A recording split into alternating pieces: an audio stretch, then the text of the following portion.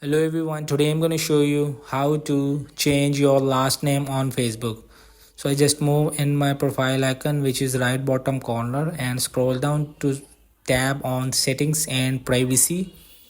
So after settings and privacy, I will just tab on Meta Accounts Center. So here I will just tab to profiles. uh, After profiles, you will see just tab on again. It may takes time, and you can also go back and tab in the search settings. You can find it quickly and type it users. So just tab on user name,